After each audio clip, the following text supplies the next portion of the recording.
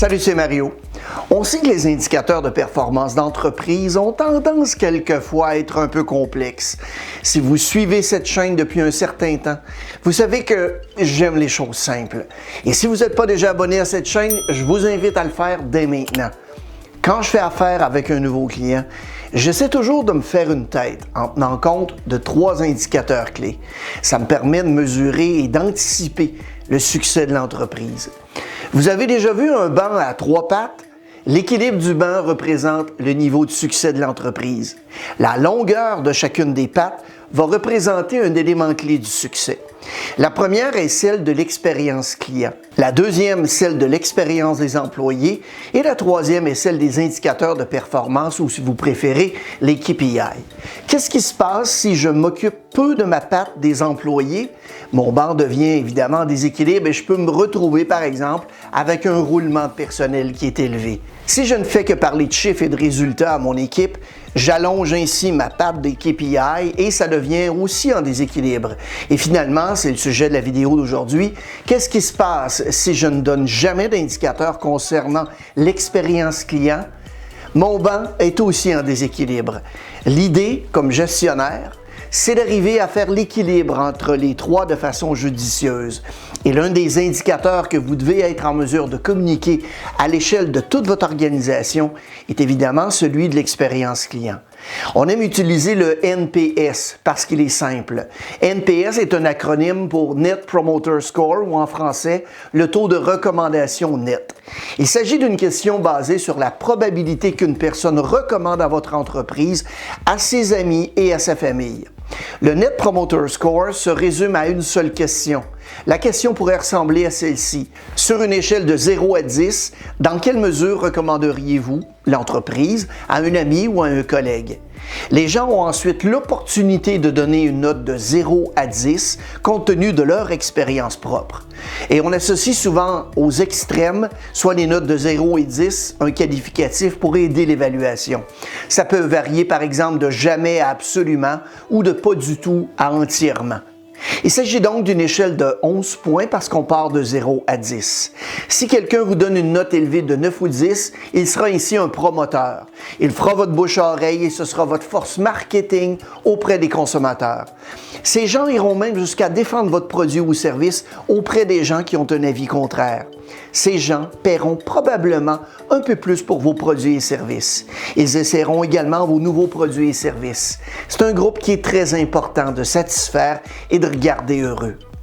Les gens du deuxième groupe sont les satisfaits passifs. Ces derniers sont un peu complexes parce qu'ils ne sont pas déçus, mais ne vont pas faire des pieds et des mains pour soutenir votre produit ou votre service. Ce sont simplement des consommateurs et non des clients. Ils ne font pas vraiment pencher la balance vers le bien ou le mal, mais ils offrent quand même un potentiel. Cette catégorie de satisfaits passifs peuvent passer à des produits ou services similaires en fonction de l'endroit où ils obtiennent le plus grand incitatif. Un satisfait passif peut donc être un promoteur ou un détracteur potentiel en fonction de la rapidité avec laquelle l'entreprise prend des mesures pour le convertir. Ils vous donneront une note moyenne de 7 ou de 8. Ils sont neutres ou ambivalents vis-à-vis vos services. Le problème, c'est qu'ils sont sensibles à l'offre de vos concurrents. Ces gens pourraient disparaître demain de votre clientèle et vous ne sauriez même pas. Et finalement, il y a nos amis les détracteurs. De manière générale, les détracteurs sont des personnes qui ne sont pas satisfaites de votre marque, votre produit ou de vos services.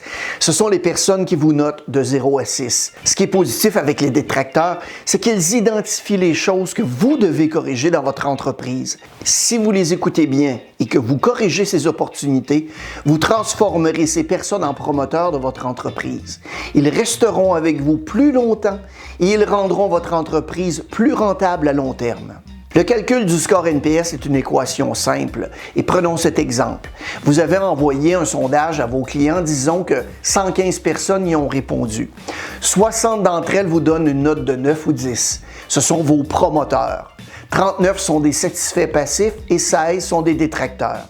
Voici l'équation que nous utilisons. Vous prenez le nombre de promoteurs et vous le divisez par le nombre total de réponses, donc 60 sur 115 donne 52%. Vous faites ensuite le même calcul pour les détracteurs.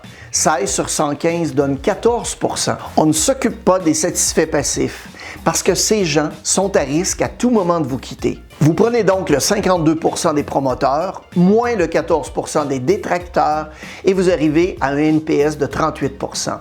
38 %, c'est le pourcentage de votre base de clients qui sont de purs promoteurs. Et vous vous demandez peut-être pourquoi les résultats des satisfaits passifs ne font pas partie de l'équation? Eh bien, voici la réponse. En termes simples, ils ne sont pas pris en compte dans votre score parce qu'ils n'influencent pas les décisions de nouveaux clients potentiels dans un sens ou dans l'autre. Les promoteurs sont vos clients les plus fidèles. Ils sont les plus disposés à vous recommander des nouveaux clients et à mettre leur réputation en jeu pour protéger votre marque, votre produit ou bien votre service. En tant que tel, l'influence positive de vos promoteurs va jouer un rôle majeur dans la croissance de votre entreprise. Vos détracteurs sont également des clients passionnés et bruyants, mais pour une raison qui est complètement différente. Ils sont mécontents du produit ou du service que vous fournissez. Comme les promoteurs, les détracteurs partagent souvent leurs expériences publiquement, ce que vous voulez éviter dans leur cas, d'autant plus que le bouche à oreille négatif a encore plus d'influence sur les nouveaux clients potentiels. Vos clients passifs sont relativement calmes et satisfaits. Leur manque d'enthousiasme les empêche souvent de partager leur expérience bonne ou mauvaise avec d'autres ou sur les réseaux sociaux. Par conséquent, leur impact global sur la croissance de votre entreprise est souvent négligeable. Pour ces raisons, les satisfaits passifs ne sont pas pris en compte dans l'équation du NPS. Presque tous ceux qui mesurent le NPS se demandent si leur score est bon ou non. C'est pas pour rien qu'il s'agit d'une des principales requêtes de recherche liées au NPS dans Google. Disons dès le départ que tout NPS supérieur à 0 est considéré comme un résultat qui indique que plus de clients sont prêts à vous recommander de nouveaux clients que leur suggérer de ne pas visiter votre entreprise. Cela dit, il existe des indicateurs plus officiels auxquels vous pouvez également vous mesurer. La zone de danger se situe de moins 100 à 0. Donc, si vous vous trouvez dans cette zone dite de danger, c'est que vous avez plus de détracteurs que de promoteurs. Les entreprises qui se trouvent dans cette position ont tendance à connaître un taux de désabonnement qui est très élevé. Une faible opinion publique, peu de recommandations de la part des clients et, en gros, tous les points négatifs qu'on peut associer à une faible fidélité des clients. Bon se situe entre 0 à 50. Les scores NPS moyens se situent dans les 20 %, ce que nous appelons bon. La plupart des entreprises se situent entre 20 et 40, ce qui signifie généralement qu'elles ont atteint le seuil de satisfaction client. Et si vous êtes dans la zone bon, vous n'avez pas une armée de détracteurs qui critiquent votre marque, produit ou service. Excellent de 50 à 75, c'est la zone excellent et celle où vous trouverez les entreprises qui dépassent constamment les attentes de leurs clients.